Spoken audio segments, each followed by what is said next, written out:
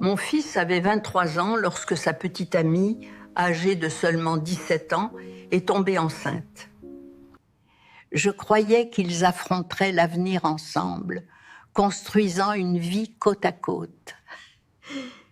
Mais après 3 mois, elle l'a quitté. Elle a dit qu'elle n'était pas prête, que la maternité n'était pas quelque chose qu'elle voulait. Quand le bébé est né, elle l'a abandonné à l'hôpital. Mon fils m'a appelée en pleurs, dévastée. Je suis allée chercher la petite. Elle était si petite, si délicate. Au moment où je l'ai tenue, j'ai su que mon monde tournerait désormais autour d'elle. Je l'ai enregistrée sous mon nom et je l'ai élevée comme ma propre enfant. La mère est apparue 2 ou 3 fois pendant cette première année.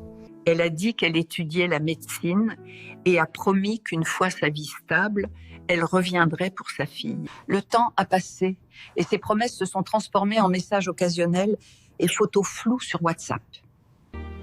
Ma petite fille a grandi consciente de l'absence de sa mère. Quand elle a eu 8 ans, sa mère est revenue, mais seulement pour une semaine. La petite fille l'adorait, craignant qu'elle ne disparaisse à nouveau. Et c'est exactement ce qui s'est passé. Le 7e jour, elle est partie sans même dire au revoir. Les années ont passé et les difficultés ont commencé. À 13 ans, la défiance est venue. À 14 ans, le chagrin. Un soir, elle m'a regardée, les larmes coulant sur son visage, et a demandé « Mamie, pourquoi elle ne m'aimait pas ?» Je n'avais pas de mots. Je l'ai simplement serrée fort, souhaitant pouvoir combler ce vide dans son cœur. Quand elle a eu 15 ans, sa mère est revenue cette fois avec des documents légaux. Elle prétendait vouloir reprendre ce qui était à elle. Je n'avais jamais officialisé la garde. Tout ce que j'avais, c'était l'amour, et l'amour ne pèse pas lourd devant les tribunaux. Ma petite fille a crié qu'elle ne voulait pas partir, mais personne n'y a prêté attention. 4 ans se sont écoulés. Elle m'a appelée en secret, en pleurant. Elle a dit que sa mère travaillait toujours, qu'elle la voyait à peine, qu'elle se sentait indésirable.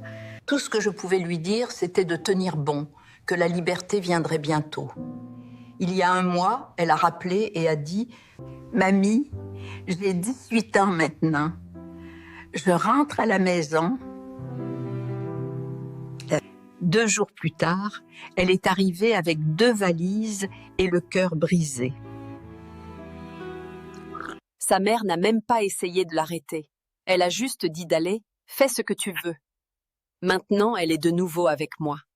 Elle étudie à l'université locale, la même où son grand-père a enseigné autrefois.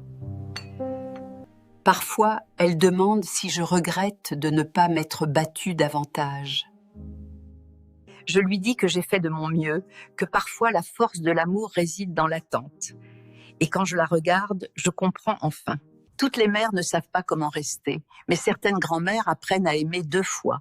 Une fois pour elles-mêmes et une fois pour celles qui n'ont pas pu.